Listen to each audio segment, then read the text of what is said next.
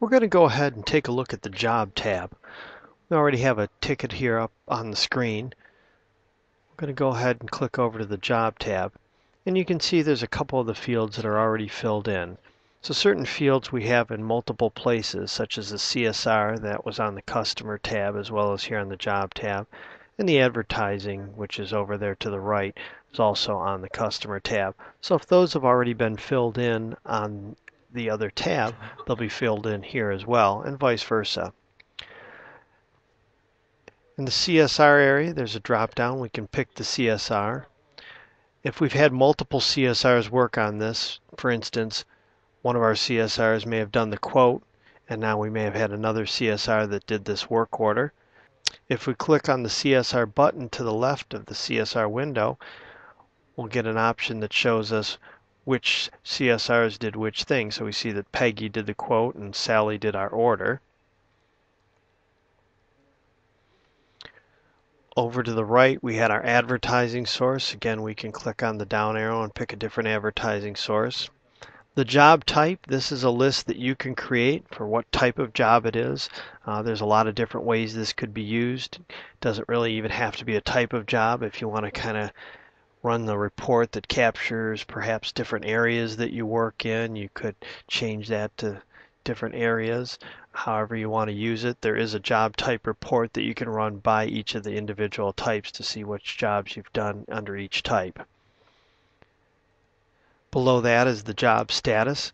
That's for the scheduler module. So if you don't have the scheduler module, you won't have that job status option. And that status will change as the status of the job is updated on the schedule itself. To the right of that, the print job as. Jobs are either auto glass or flat glass, and it's determined by the first part that's on the ticket and what category it is. So looking at the ticket we have here, we have a domestic windshield. So the category is obviously an auto glass category. So therefore the print job as is set to auto. We may have situations though where, let's say we're doing a truck windshield and it's actually done out of a piece of flat glass that we've cut. So the first part on that ticket may be a flat glass item, and therefore the print job as would be set to flat. All that changes is when you choose the print icon at the top to print out the ticket, there are different formats. There's auto glass formats, flat glass formats. Most of the auto glass formats are going to include the vehicle information and the VIN number, things like that, whereas a flat glass ticket isn't going to show a vehicle or a VIN number and those type of things. So if you're doing a ticket where you're using a piece of flat glass but it is for auto glass, you can simply change that print job as from flat to auto, and then you'll get the printing functions for auto glass. Continuing over on the right hand side there, we've got the override invoice date field.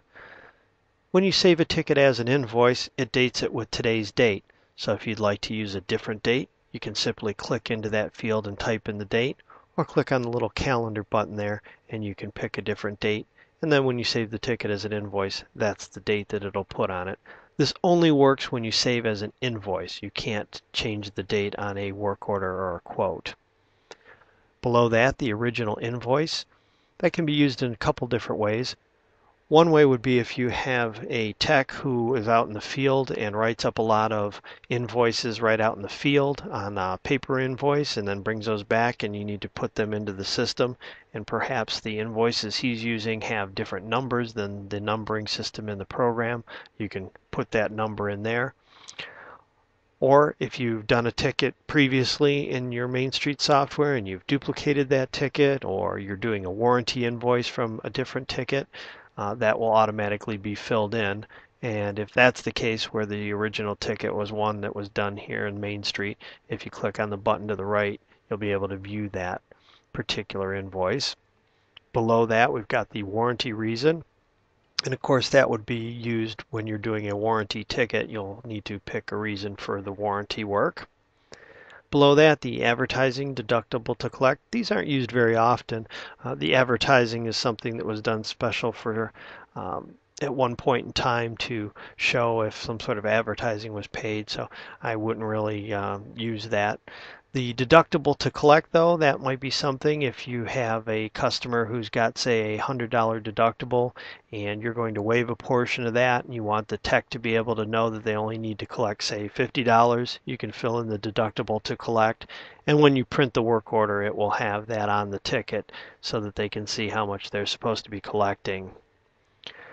Back over on the left-hand side, right underneath the CSR area, we've got some of our information for scheduling the job. That first window there is where we can put in a date on what day we want this job on the schedule. Below that, we have the no schedule option, and you would only have that if you have the scheduler module. If you don't want to actually have this job appear on the schedule itself, you can check the no schedule checkbox. And then right below that, you have your tech section where you can select the tech that's going to be doing the job. If you're going to have multiple techs doing the job, you would just click on the text button, and that allows you to pick multiple techs by adding them over to the right-hand side there. And then to actually put the job on the schedule, you can put it on as you're doing the ticket by just clicking on the schedule button, and it would pull up the schedule, and then you could add the job to the ticket by dragging and dropping that job onto the ticket. If you're going to be scheduling the job at a later time, instead of filling a date in the schedule date field, you might put in the preference date field, the date that the customer would like to have the job done. Also, there's an option to put in a preference time. And then that constraint checkbox, that's just to let the person scheduling the job know that there's a particular constraint on time and that the job needs to be done on the date and or time that the customer has specified, otherwise they can't have the job done. And the customer waiting would just be a way to indicate that the job will be done in shop and the customer will be waiting for it. Above that, we've got our rep field, and that's for a sales rep, and that's used usually more for account customers if a particular salesperson has that account. If that's already set up on their account, then that would automatically be filled in. If not, you can click on the down arrow and you can choose from your sales reps as to which sales rep gets that particular sale. Below that are another couple of fields that aren't normally used. TL, which stands for team leader, and TSR, which stands for team sales rep, are additional fields that can be used. Again, similar to the job type, you could use these to sort of come up with some sort of custom reports, because there are two reports, one for the TL and one for the TSR, that you could run on specific TLs and TSRs. So that might help you create some sort of customized reports in the software. Below that area, we've got our job location, and this was for on a mobile job where we would fill in the address information as to where the tech needs to go. Again, if you remember on our customer tab, we had some options over here for mobile. So if we were to pick mobile same location, when we went to the job tab, that information would already be filled in. Obviously, you can go in and change any of that information, and you can add notes in the location notes section. And by clicking on the map button, it will take you to MapQuest to get a map of the address. Below this area, we have our EDI status. That's only used on invoices that are done for EDI. At this point, we haven't invoiced the job, so the status is just showing as new. If we were to invoice this job out, as the status of this ticket changed, it would update it in this window. So once the invoice was sent out, the status might show sent. Once the job was either accepted or rejected, the status would then show either accepted or rejected. And the box down below would have all of the acknowledgement messages. So if you do have one that's rejected and you looked in that box down below, it would show the actual rejection that you received back. The override status would let you manually change that status to a different status. And where that might be used is perhaps a ticket that was rejected had been fixed and sent back in, and you had been paid, and for some reason you did not get a status update on your ticket there to show that it had been paid and it was still showing rejected, and you wanted to make sure that it wasn't coming up on your reject report anymore. You could go to override status and change it to paid. And then the dispatch details button would be lit up if the job had been sent over through Glaxis and you had received an electronic dispatch in Glaxis. and it was for this job, then you would be able to click on the dispatch details to look at that dispatch. And lastly, over to the right there, we have our progress billing window, and that is used for flat glass only. When you have a large scale job that you're going to be doing over a period of time and need to bill out in several different invoices, you would do a progress job. You would create a job, and when you save that ticket, you would save it as a job, and then you would then recall that job to be able to create small invoices for that job as the job progresses. And so this window would display the original job number if a retainage percentage had been put on the job.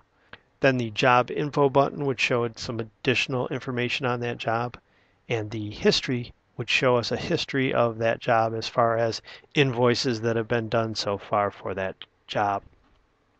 And then the AR Tran and AR Bill to Tran, those are just windows that display transaction numbers that the program generates when you save this ticket as an invoice.